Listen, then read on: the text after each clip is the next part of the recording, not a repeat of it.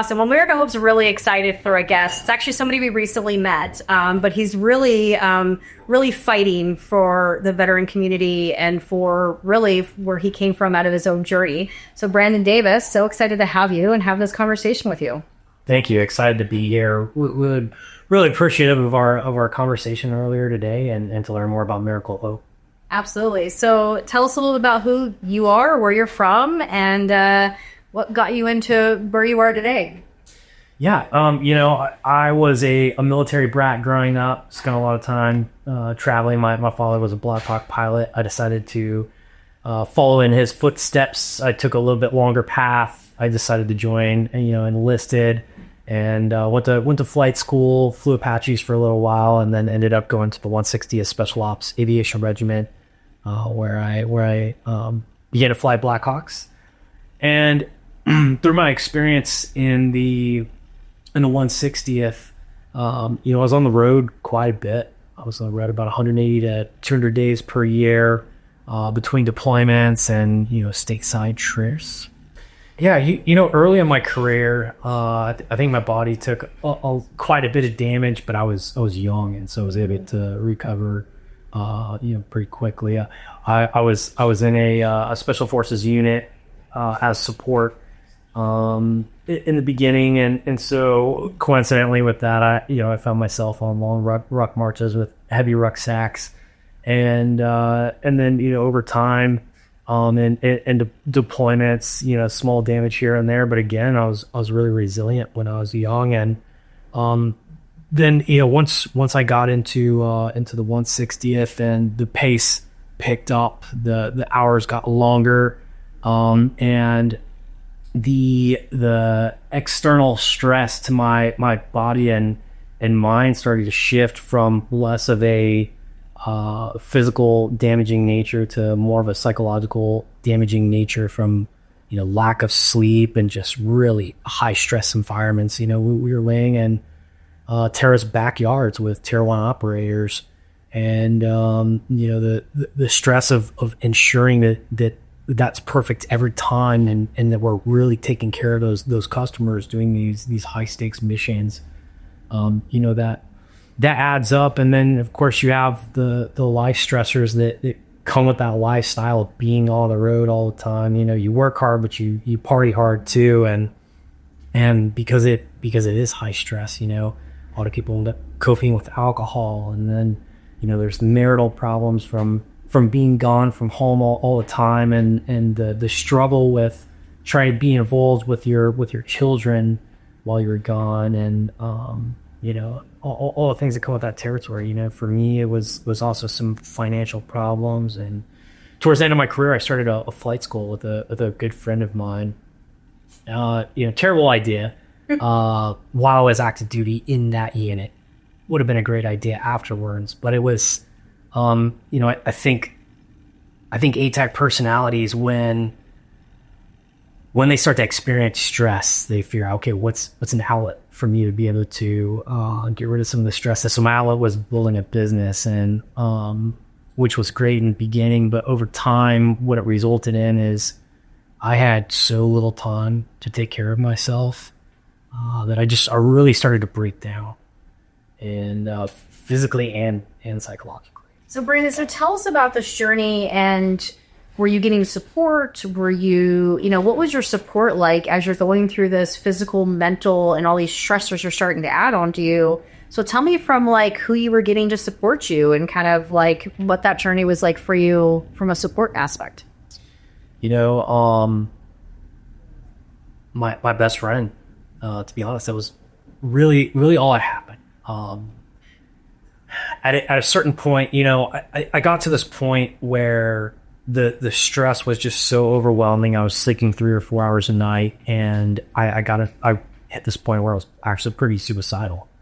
And I think my kids were the one motivation that really helped me to hold on long enough to get through it. But I didn't really have anyone to talk to, didn't have any strategies.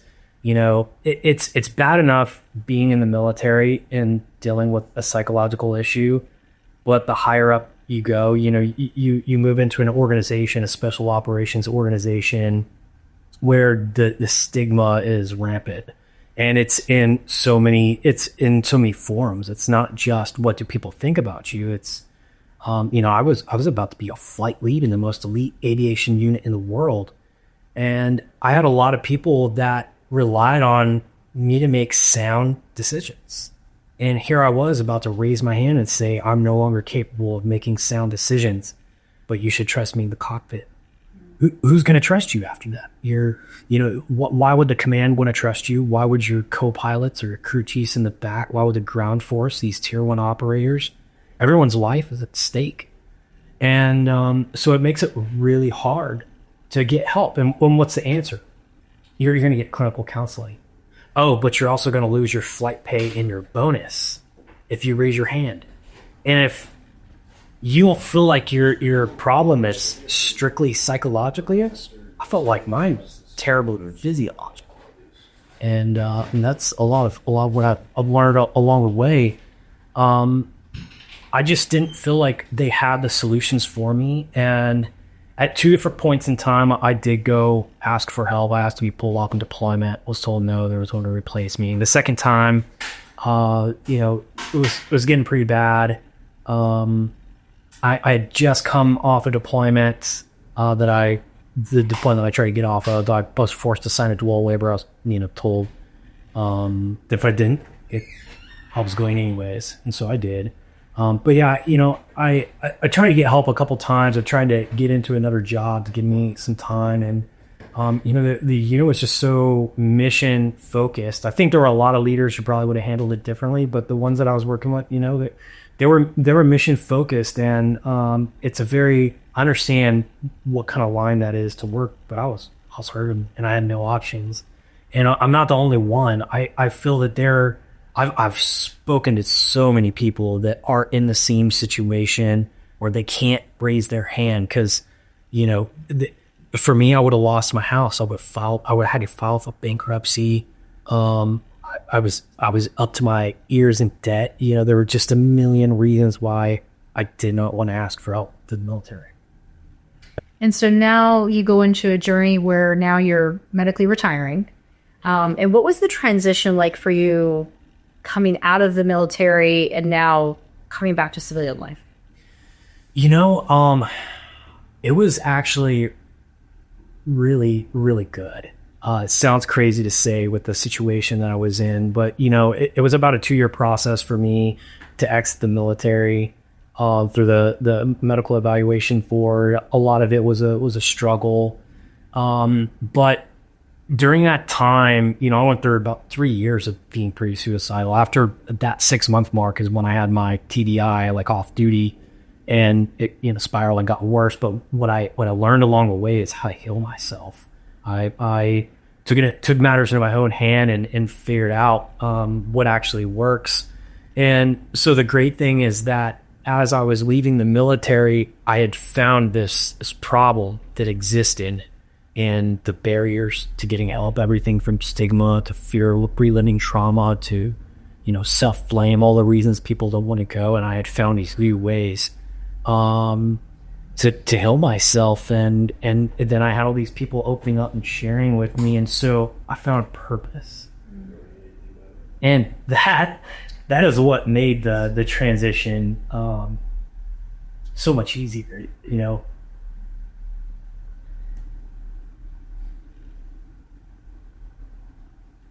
Because I know people that didn't survive it. And I think a lot of those people didn't survive it because they didn't have purpose. So even though this was a very painful experience for me, I wouldn't trade it for the world because there's no replacement for purpose. Mm-hmm. And also, what would you say if I was to ask your family? How was the journey for your family through this? Oh, I would say it was extremely rough.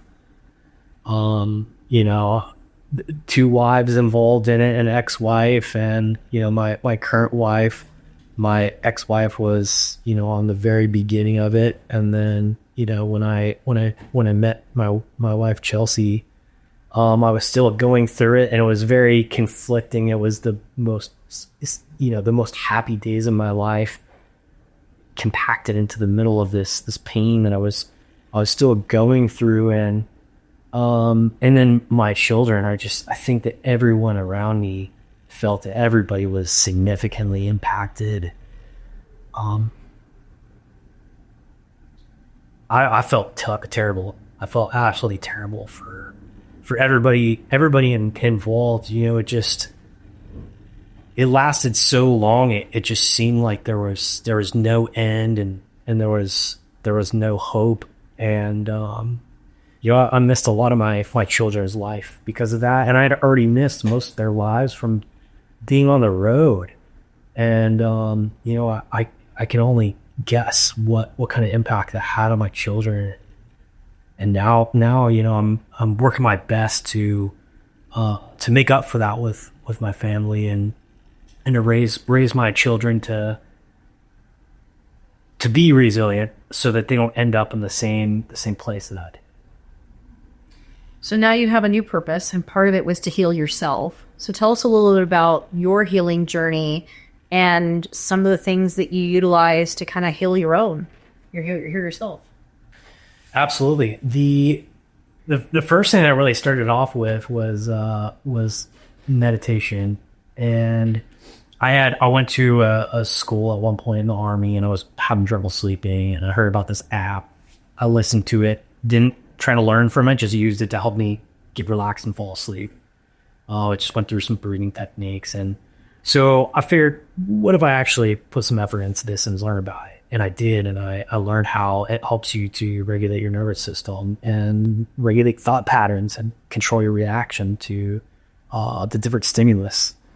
And then that opened this door to, okay, how else can I regulate my nervous system and my brain? And then I learned about neurofeedback and cold plunge and all these different strategies. The big ones in the beginning really were something called vibroacoustic therapy. It's this mat you lay on. It's sound therapy. It has these 12-inch transducers that there's especially made music to help activate the parasympathetic nervous system to get you out of fight or flight. And I would lay on that thing an hour a night, every single night. And that was the one thing that gave me peace during the day. And it was the only way that I can go to sleep. Next after that was cold plunge. And, I had no clue the power of cold plunge. I didn't know that it could increase dopamine by substantial, but, greater than 250% baseline shift. I didn't know that it increased neuroplasticity, which gave me the ability to change my mind and my relationship with alcohol. I had no clue how powerful it was. But I spent a lot of time, researching it, and it did a lot of incredible things for me. And then I moved into neurofeedback. So now that I had some neuroplasticity back in my life where my brain could change, then the neurofeedback helped to rewire my brain. And, those are just a couple of the things that I did.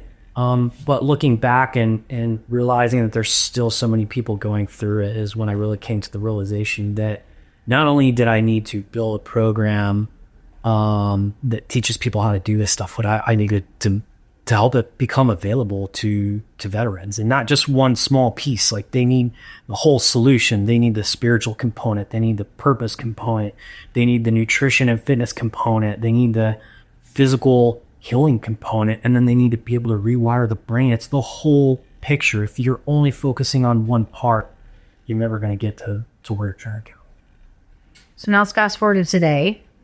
Great conversation we had earlier. So tell us now how your own journey has now, and the purpose you're up to today, and what you're looking to impact go forward. Yeah, I started an organization about 3 years ago called the Davis Focus Project. We're a nonprofit that helps veterans with TBI, PTSD, depression, anxiety, and insomnia. And really, that sequence that I talked to you about is a big part of what we do. We started off with advanced diagnostics so that we can focus on the root cause. We're looking at inflammatory biomarkers, acute and chronic cytokines. We have a panel that we can do that looks at hormones as well. We also do breath analysis, and then we have the EEG brain map. And from there, we build a custom program for each veteran to walk through each one of those stages of the pathway. And but we realize that we are not the only solution. And a big part of what we do too is connect veterans with other organizations that help us to finish the solution to equation. I really think that's an important part. A lot of people, they come through, we get them on the right diet, on an anti-inflammatory diet. If they do have inflammation, and we get them on neurofeedback and doing all these things. But what are the problems in their life? Do they have financial problems? Have they been on a vacation in the last 5 years? Do they have physical pain? Do they need stem cells? And so I really think it's important that veteran nonprofits focused on mental health are collaborating to deliver the full solution, and that's a big part of what we focus on. I love that. So give us one story of a veteran that has come through your program and kind of where he started and where he's at today, or her, him or her. Yeah, absolutely.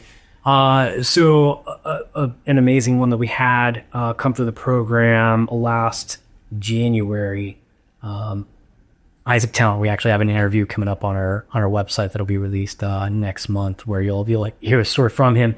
But Isaac called me. He had went to one of our charity events, and 2 days later, it was his sister's birthday, who had committed suicide right after she got back from Iraq after a deployment.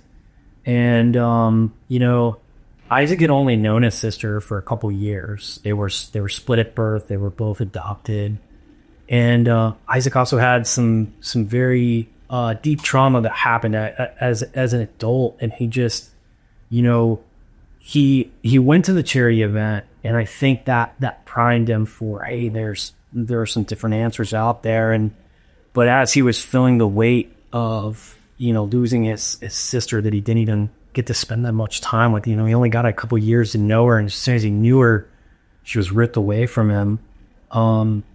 He got a hold of me, and he just said, man, my heart can't take anymore. And he was in an incredibly terrible place that day. And so we had him come over, and when he showed up, he could barely compose a sentence, was just in tears. Just you could see the pain all over his body.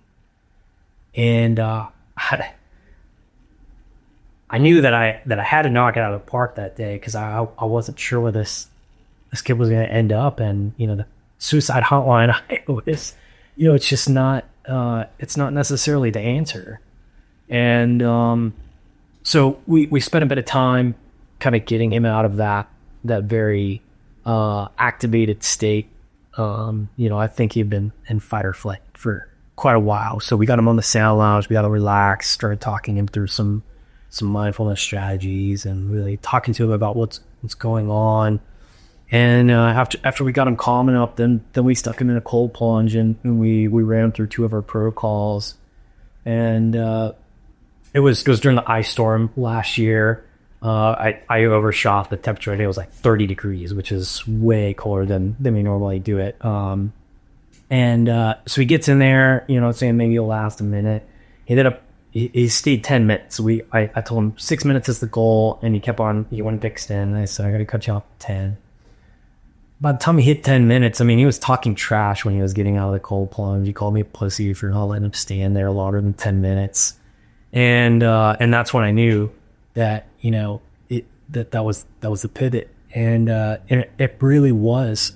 That was the thing that got him out of that suicidal ideation. It was a pattern interruption long enough for him to make some changes in his life on what he's doing, the inputs that he accepts, and what he exposes himself to that was making him vulnerable. And then after that, we built a plan for him. So we got him a brain net. We stuck him under a feedback. We got him some supplements for brain health. and we continue, coaching him on purpose and strategy. And now he's doing incredible. He's about to buy a house. He's got a new job. He's got a baby on the way. Him and his wife are extremely happy. And it doesn't take it doesn't take much. It really doesn't, but it takes the right stretch. Mm-hmm. Awesome. Well, Brandon, I really appreciate it. I appreciate you sitting down with us. Thank you for your service, and thank you for your mission currently and your purpose in the fight to help our warriors just find purpose again and heal. Thank you, Christina. Looking forward to seeing how we can work together to make a more robust plan. Awesome. Thank you. All right.